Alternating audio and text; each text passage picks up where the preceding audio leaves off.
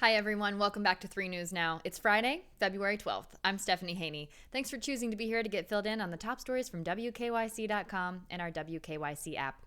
We start with an update on what's going on in Washington, D.C. today as President Donald Trump's historic second impeachment trial remains underway.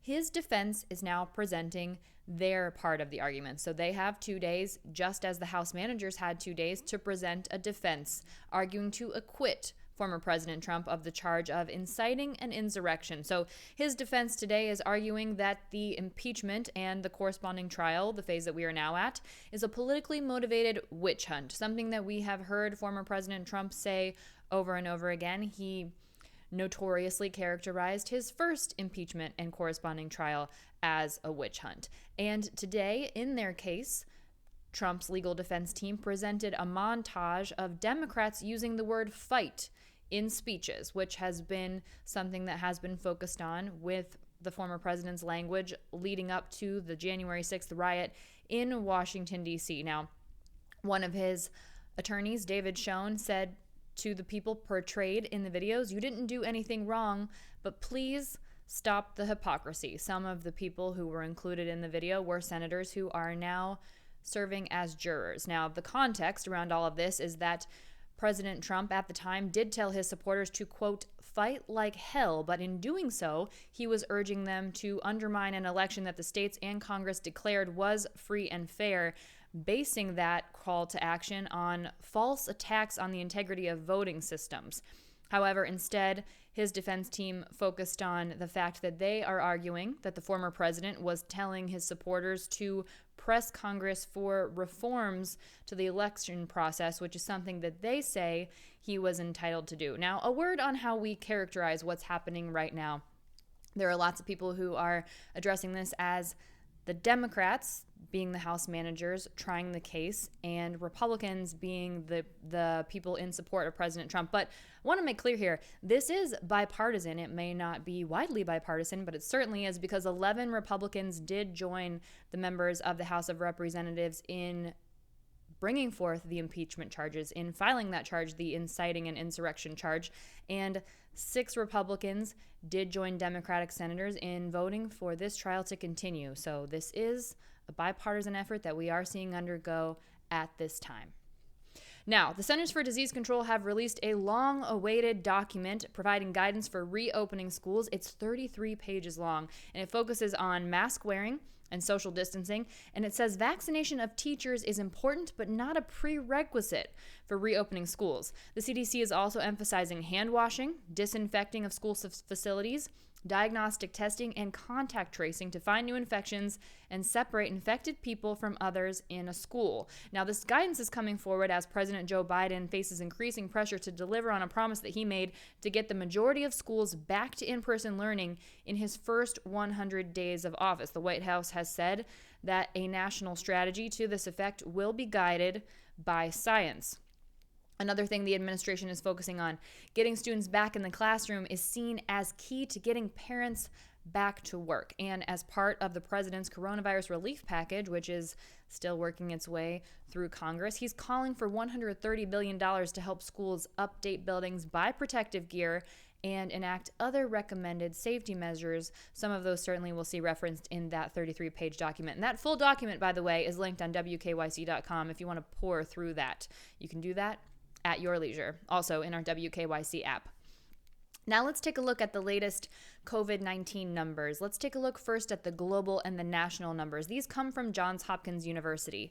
Across the world, the total number of reported COVID cases is now 108,015,844, and the total number of reported deaths is at 2,374,415. Here in the U.S., we have 4% of the global population, but the vast majority of the COVID cases and the COVID deaths. We have 25.4% of the COVID cases and 20.1% of the reported COVID deaths. That number ticking up 1/10 of a percentage point since we last talked about this yesterday. Here in the U.S., the total number of reported COVID cases is 27,432,711, and the total number of deaths is now at 476,628, getting closer and closer to that 500,000 number. Here in Ohio, the latest numbers from the Ohio Department of Health show 3,305 new reported COVID cases in the last 24 hours. That's up from yesterday. Now, the number of new reported deaths, we don't have a good number for the last 24 hours, but we do have is an updated number based on deaths that were undercounted based on an audit that the Ohio Department of Health is currently doing. So, the total number of deaths added to the total tally today is 2,559. That is not the number of deaths reported in the last 24 hours that have recently happened. This includes deaths that happened between November and December that were undercounted before, so keep that in mind. When we take a look at the testing, on Wednesday, there were about 52,000 COVID-19 tests done, and about 4.2% of them came back positive. So that's about 2,200 tests coming back positive on Wednesday. And the 7-day average for positive tests is now at 6% based on those latest numbers. We've seen 142 new hospitalizations in the last 24 hours. That's down. And the total number of people in the hospital right now is 1,799. That's down again. This is something we love to see, the number of hospitalizations trending downward. Right now, 482 of those people are in the ICU. That's relatively steady. It's up by 3 from yesterday. And we've seen 9 new ICU admissions in the last 24 hours. And across Ohio, 29% of our hospital beds are open. That's about 8,100 beds for people who need to be treated in a hospital. Here's that new data that we got this week about the number of Ohioans vaccinated against COVID. The number completely vaccinated is now over 408,000. That's about 3.5% of Ohio's population and about 33,700 more people in the last 24 hours. Now, the number of people who have started the vaccination process, because right now the only vaccines that are available require 2 doses, is 1.2 million. That's about 10.6% of our population. So of those people, they're still waiting for that second shot. Now, when we talk about COVID-19 and relief, you might want to pay attention to your tax filing, a little extra attention this year in terms of the timing, because when you file your 2020 taxes could impact the amount of your next stimulus check. That is part of what President Biden is including in the coronavirus relief effort that's still, as I said, working its way through Congress. And today is the first day that you can file your 2020 taxes. So one of our reporters, Brandon Simmons, talked to Chris Kitcherchak. He's the president of Independence Wealth Advisors, and he told 3 News that you need to pay attention to this because if you made less money in 2020 than you did in 2019, you're going to want to file those taxes as soon as possible. Now, if you made more money in 2020 than you made in 2019, you might want to hold off on filing those taxes strictly when it comes to determining what your next stimulus check might be, because we do know that this next stimulus package is expected to include a direct payment to Americans. We're not sure of the exact amount just yet, and we're not sure of the income threshold, but there is an income threshold, and if you are beyond a certain salary, that could decrease your direct payment and possibly even phase you out of a direct payment. So, again, long story short, if you made more money in 2020 than you did in 2019, you might want to wait to file your taxes because your stimulus payment will be based on the latest information available to the IRS. And tax day is April 15th. So even though you can file your taxes today, you have until at least April 15th. Remember, last year we saw that get extended because of the government shutdown. This year we don't have necessarily any reason right now to believe that that will get extended. So again, take a look, take stock of your finances, and see what makes the most sense for you. Speaking of taking stock of your finances, J.J. Watt from the Houston Texans is now a free agent. He had requested that he be released from the team, the star defensive lineman, and he got that request. I don't know what's going on over there in Houston. Remember, quarterback Deshaun Watson also rumored to have requested to be let go by the Houston Texans. Well, some people are now talking about whether J.J. Watt could end up on the Cleveland Browns, and defensive end is definitely a spot where the Cleveland Browns could use a little bit of support. Our 3 News sports analyst Ben Axelrod breaks this down on WKYC.com.